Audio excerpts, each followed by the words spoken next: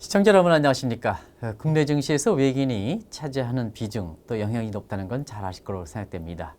그래서 최근에 외국인들이 생각하는 우리 증시와 관련된 그 중요 현안이라든가 특히 외국인은 한국의 종목 중에서 어떤 것을 유망한 종목으로 꼽고 있는가 하는 것을 전 그 JP모건의 한 7천억 이상의 PF 운영자이자 지금은 아카처 앤 컴퍼니의 대표님인 앤서니 킴을 모셨습니다. 안녕하십니까? 안녕하세요. 네. 일단 그 외국인들이 국내 증시와 관련해서 지금 이렇게 격변 상태니까 중요한 현안들이 많을 걸 생각하는데요.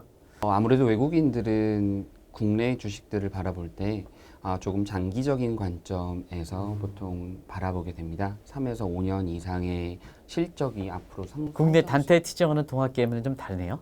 많이 좀 다른 포지션들을 네네. 운영을 하고요. 네네. 조금 바라보는 관점이 장기적인 호흡으로 보다 보니까 주가가 많이 빠지거나 했을 때 오히려 그것을 매수의 기회로 삼는 경우도 많고요. 네네. 그러다 보니 기관과 외국인이 서로 다른 포지션을 취하거나 하는 모습들도 많이 나타나게 됩니다.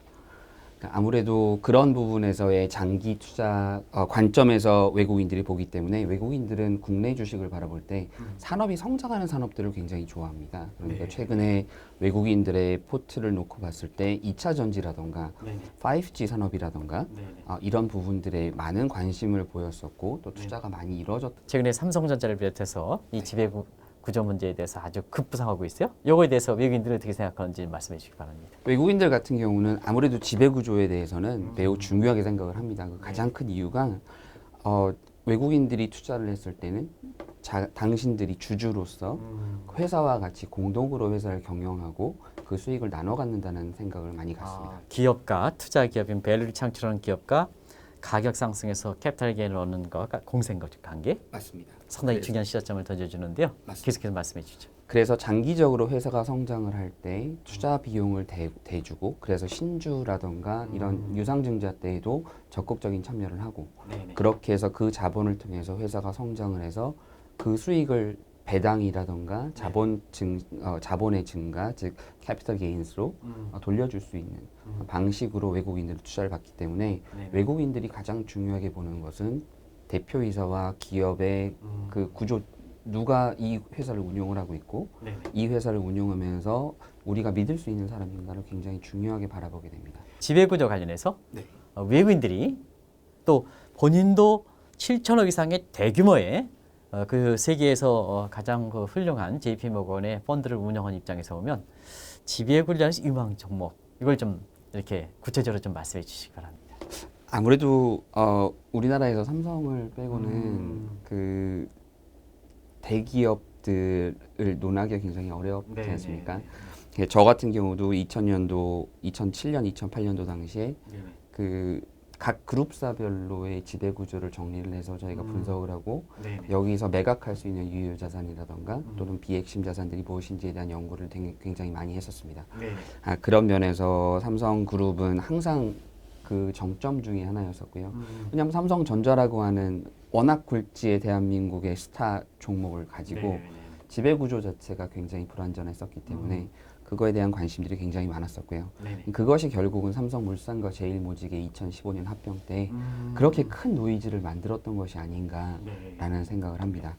그런 면에서 최근에 계속적으로 부각되고 있는 삼성그룹의 지배 구조 변경 가능성, 그 다음에 삼성그룹의 가장 핵심 회사라고 할 수 있는 삼성생명과 삼성화재가 보유한 삼성전자의 지분을 어떻게 처리할 것인가에 대한 내용은 굉장히 중요한 이슈입니다. 그 부분에서 봤을 때 결국은 최근에 부각이 됐던 삼성생명법이라고 불리는 그 결국 생명보험 업법에 대한 그 최근에 변경 가능성을 시사를 하고 있지 않습니까? 거기서 결국은 삼성생명과 삼성화재가 들고 있는 삼성전자의 지분 20조 원 가까이가 시장에 매물로 나올 수 있다라고 하는 부분 때문에 시장에서는 굉장히 그에 대한 관심들이 높거든요. 저는 그런 면에서 삼성생명과 삼성물산 두 종목은 삼성전자의 지배구조 변경에 가장 정점에 있는 두 종목이기 때문에 관심을 두고 지속적으로 바라볼 만한 종목이다라고 생각합니다. 삼성의 다른 쪽의 종목들 좀 같이 말씀해 주시기 바랍니다.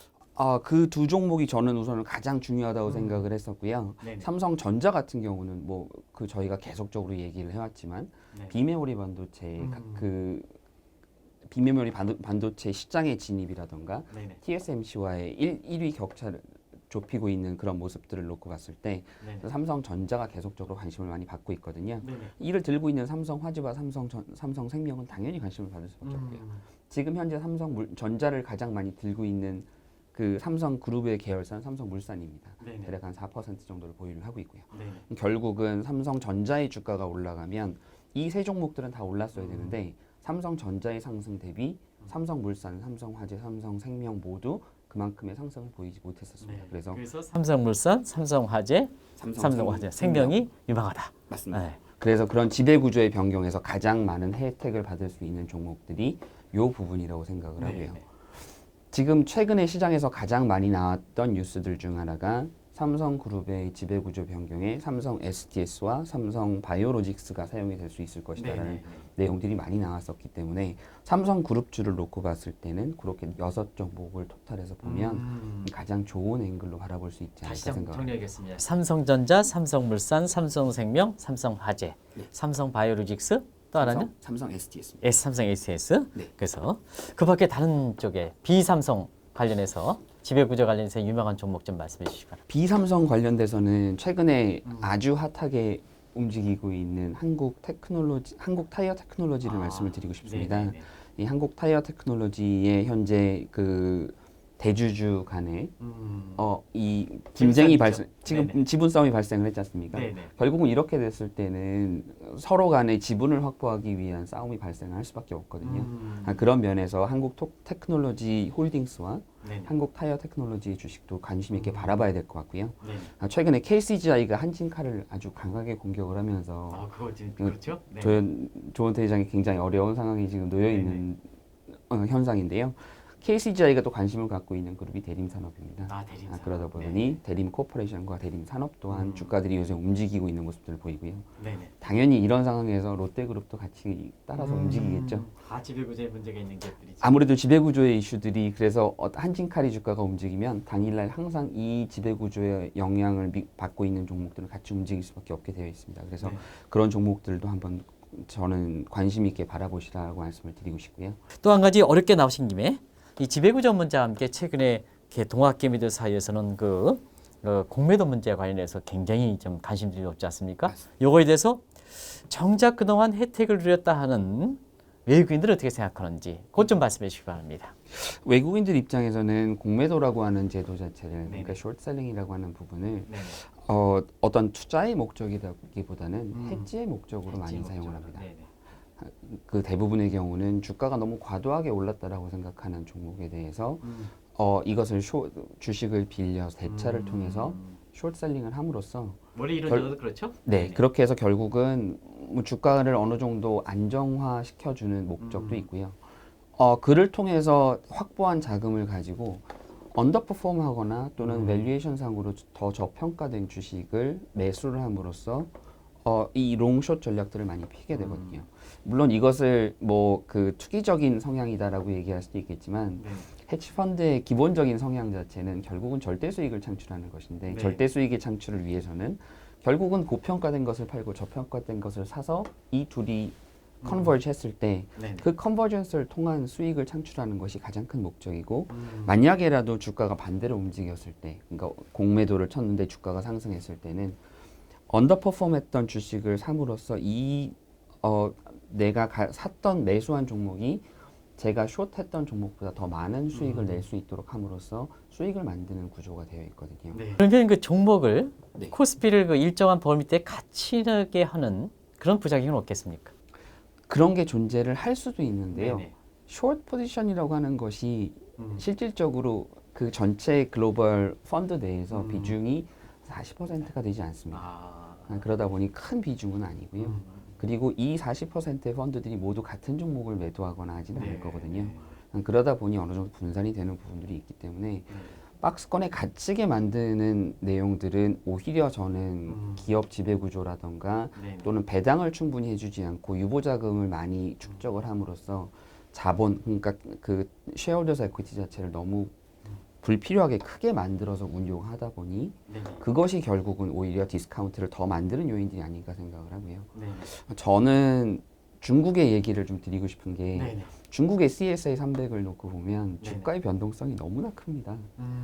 오를 때는 마치 무슨 내일이 없는 것처럼 올라가고요. 네. 또 떨어질 때는 바닥이 없는 것처럼 하락을 합니다. 네. 그러다 보니 그 중국 시장 자체에 외국인들이 투자를 하기 굉장히 어려워하는 부분. 그런 면에서 참 저는 결국은 공매도라고 하는 그 숏셀링이라고 하는 부분을 제거를 했을 때 결국은 스마트 머니들에 의한 밸류에이션에 대한 조정이라고 하는 부분이 존재하지 않아지기 때문에 네. 너무 과열이 쉽게 될 수 있는 부분들은 저는 부정적인 요소라고 생각을 하고요. 네. 그런 면에서 우리나라의 지금 지수가 보면 코스닥 같은 경우는 전 세계에서 가장 많이 오른 지수 중 하나였습니다. 네네. 최근에 그 S&P라던가 나스닥이 그 수위를 조금 넘어서긴 했지만 네네. 어쨌든 상위 넘버 3 안에 들거든요. 네네.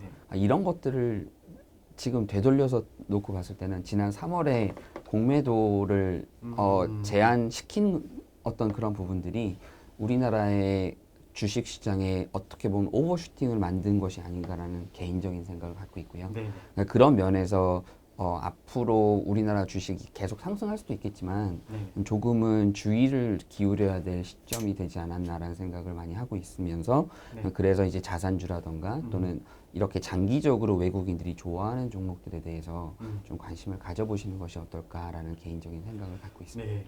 향후의 증시와 관련해서 어떻게 보시는지 좀 간단히 좀 말씀해 주시기 바랍니다. 네, 저는 계속적으로 항상 주장을 하는 것이 실적이 주가를 끌어간다라고 네. 생각을 합니다. 그런 면에서 최근에 가장 관심을 많이 받았던 종목들은 아무래도 언택트 종목들이었습니다. 네. 카카오 네이버부터 시작을 해서 결국은 2차 전지, 그 다음에 뭐 많은 관심들을 끌고 있는 현재 바이오 섹터, 그러니까 모두가 코로나 바이러스에 대한 백신 개발과 치료제 개발에 대해서 열광하고 있지 않습니까? 네네. 그러다 보니 당연히 그 기대치가 반영이 될 수밖에 없는 것이었기 때문에 뭐 그 부분은 조금 차지하더라도 2차 전지 사업은 테슬라가 최근에 뭐 엄청난 실적을 보이고 있고 유럽에서의 그 2차 전지를 사용하는 그 전기차들이 판매량이 점점 늘어나고 있는 모습들을 보이면서 결국은 2차 전지의 배터리의 그 앞으로의 서플라이 이슈는 항상 더 중요할 수밖에 없는 것이고 지속적으로 매출은 증가할 수밖에 없다는 부분에서 네. 2차 전지 섹터는 계속 관심을 받을 거라고 생각을 네. 하고요. 아까 말씀드린 인터넷이나 게임들 같은 경우는 지금 뭐 실질적으로 저희가 사회적 거리두기 2.5라고 얘기를 하지만 네네. 3과 다를 바 없거든요. 네네. 그러니까 9시 이후엔 집에 들어가서 쉬어야 됩니다. 네네. 뭐 하겠습니까? 네. 모두가 게임을 할 겁니다. 네네. TV를 볼 겁니다. 네네. 결국은 그런 그 무형의 자산 또는 엔터테인먼트 관련 산업들이 관심을 받을 수밖에 없고요. 네. 그런 면에서 게임주들도 계속 관심을 받을 거라고 생각을 합니다. 네. 결국은 언택트는 지속될 것이고 컨택트는 조금 쉬어가는 타임이 되지 않을까. 그리고 2021년도에 과연 누가 성장할 것인가를 놓고 봤을 때 저는 그런 면에서는 지금 현재 실적을 내고 있는 빅이 오히려 더 좋은 모멘텀이 아닐까 생각을 합니다. 시청자 여러분 어땠습니까? 장시간 동안 시청해 주셔서 감사합니다.